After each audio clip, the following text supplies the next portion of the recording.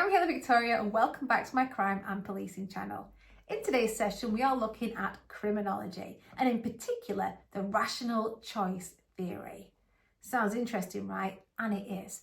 Now, the rational choice theory sits generally in the neoclassical school of criminology. We're looking at 1986 with Cornish and Clarke.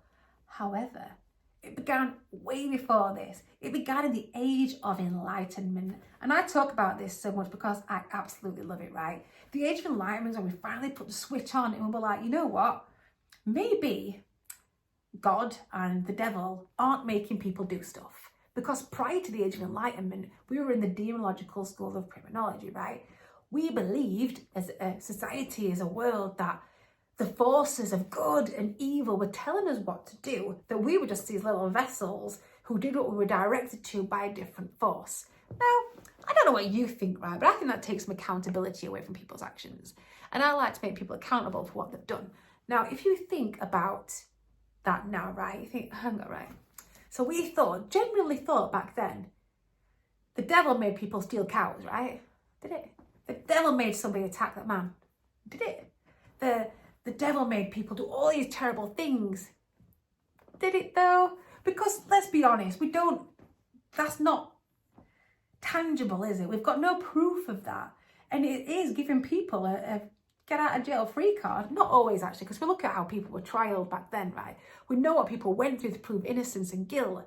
But by saying it was the devil inside them, that removes their responsibility in order to be able to account for what they've done and maybe to apologise and to feel remorse for these actions. So as you can tell, I'm pretty passionate about this. So the age of enlightenment, like I said, yes, this is where it all began and it makes me super excited. So we talked about the societal contracts in one of my other videos. If you've not watched that yet, have a look. It's the social contract theory video. Now that started in 1651, right? We had Hobbes and we had Locke discussing how we have these social contracts, unwritten rule between society about what's right and what's wrong, what's bad and what's good, and we act accordingly to this. Now, the rational choice theory, this sits alongside that, right? The original, the OG, Adam Smith, discussed in 1776. Now, he was no criminologist, he was a philosopher, and we know that criminology grew over the years. It got really big in the late 1800s, and we were finally thinking, yeah, connect the dots here, guys, science, crime. We know it happened way before that as well. We've got the classical school, obviously. But for now, we are looking at Adam Smith. And he discussed and discovered that actually humans' actions were governed by what the reward would be at the end. They commit things because they're thinking, oh, what do I get out of this at the end? We're having this rational choice of, well, if I do this, this is a good reward and it outweighs any type of risk, I'm going to do it. And this was developed on over the years. So like I said, that's 1776. Fast forward so much into the 1980s, right? Good decade. And Cornish and Clarke really started discussing this rational choice theory. And they went into a lot of detail about that. It was later on developed further by Clarke and Felsen, and they started looking at further contributing factors in relation to how people commit crimes too. So it's been developed over the years. And no doubt one of you out there will develop it even further. Maybe even I will, who knows? So let's discuss the rational choice theory. In a nutshell, the rational choice theory is you commit a crime because the reward outweighs the risk. So the reward of committing this crime outweighs the risk and the punitive action that will follow if you get caught, right? So quite simple, isn't it? I do quite like this one, and I find a lot of my students use this a lot when they're describing crime types.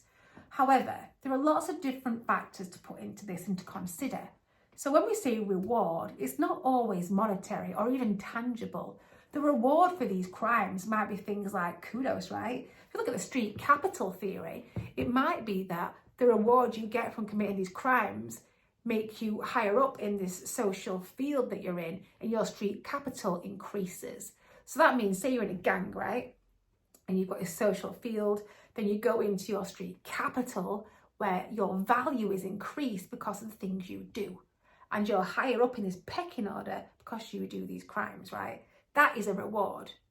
It's not monetary, it's not tangible, it's this intrinsic reward.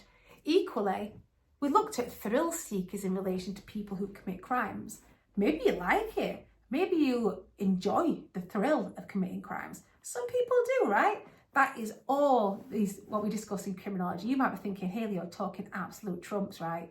But these are all different theories. So you've got your reward, and then you've got your risk, right? And your risk might be punitive. It might be that you get arrested, you get a fine, you get, some kind of jail time or something, suspended sentence. What it might also be, though, is you might get the risk of being excluded from your family, shunned from your social peer group. The risk could be a lot higher. It could be embarrassment, it could be shame, it could be guilt. And then you've got to balance all these things in. Now, when we talk about criminal behaviour, there are things that are crimes that you think, I kind of feel for that criminal there. There are things where you think, give them the book, throw the book at them, get them in prison. Now, in 2012-ish, when I was working in Rotherham, this is a long time ago, it hit the news massive. People were stealing baby milk formula to feed their kids because they could not afford to. Rotherham at the time was a very poor area, a very low socio-economic area was Rotherham in England, by the way. I'm in England, talk about England. Now, this was massive, right? We've got these young mothers stealing to feed their children. If we apply the rational choice theory to this, so let's have a look. We have got someone stealing milk formula, right, from a pharmacy chain, rhymes with who's, right? We've got someone stealing this formula because they need to feed their children. The reward is their baby doesn't starve. The reward is that they feel like they're a good parent. The reward is that they get some sleep maybe because their baby's, actually full. The risk of that is that you might get in trouble with the police. The risk is you might get banned from this chain store of pharmacies. The risk is society might view you differently. Perhaps you've never stolen anything in your life ever, but you are just desperate, right? You balance up this risk and the reward. This case in particular, they took the risk because they needed to feed their children. Did they get penalised for it? Actually, no. Because the police at the time were like, this is desperation. This person has stolen milk formula because they cannot feed their children. We need to look at what's happening in society because this is wrong. And it was dealt with differently. So that's one way to look at it. Now, we've also got other things as well. If we're looking at perhaps burglary, right? So let's say it's a commercial burglary and someone has not locked the gate of their area, their garage or something. Say you're a mechanic. Someone's not locked their gates. Oh dear. And you're a criminal and you go, some scrap in there. I bet I could get 50 quid for that or more or whatever, right? I'll just give you an example. So you go in there, you trespass, you commit burglary, right? You get some stuff because the risk of getting caught maybe isn't as high. Perhaps they haven't got CCTV. Perhaps the door's not locked. Perhaps there's no street lighting in that area, right? Perhaps the risk of you getting caught is minimal, but the reward looks pretty tidy, right? You're going to grab a bit of money for that. So you take the risk and get the reward.